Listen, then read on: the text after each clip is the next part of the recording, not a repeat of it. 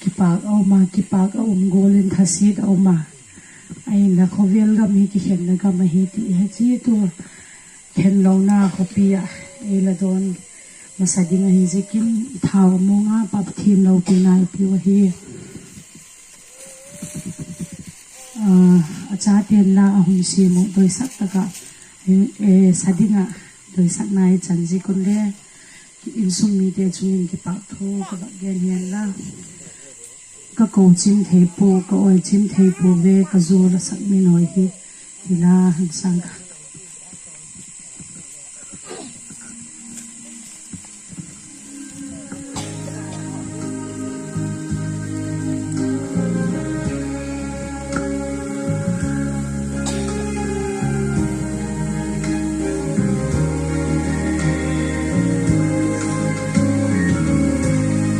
Zua pa la tha lim loa ya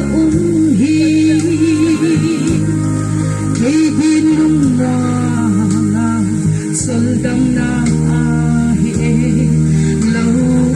na kathok lai ay thapwan sik tu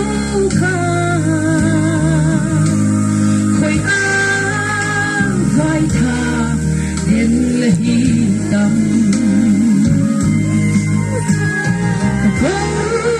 chim thei qua cả ôi chim hoa về cả xóa là sắc min hơi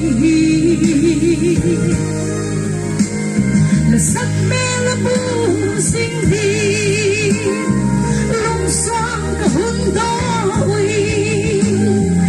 thằng hoa là ba thiên hôn thiên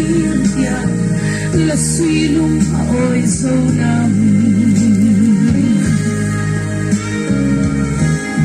sinh sinh khăn hoa liang vai đinh ghel na xuống là gian khen xoang lâu việc nát khen thì na yên sinh là hoa anop na con ni bon suat man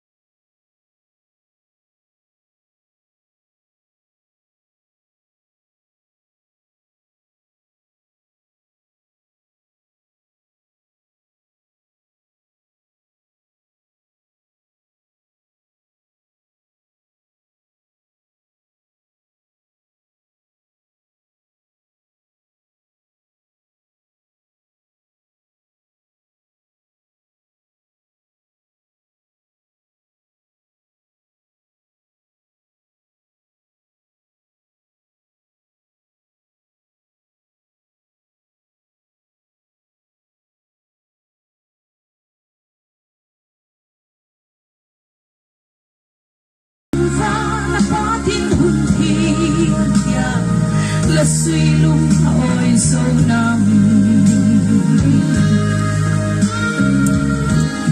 gia có bên kỳ hiền na ga ma hin ô cái xua ngày kỳ hiền ma leo hin lê thằng van sang ấy là đón in ít lên ngày để khen lâu na van se chung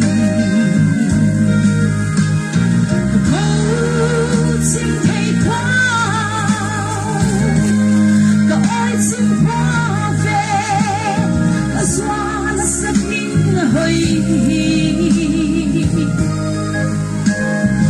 sắc mê là bu sinh đi lung xoang có hôn đôi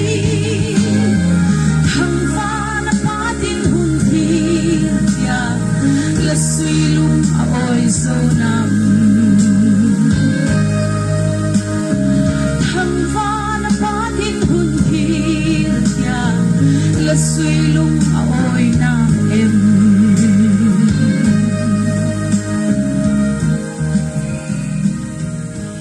kaki pagi lal palau pinasang tahan lah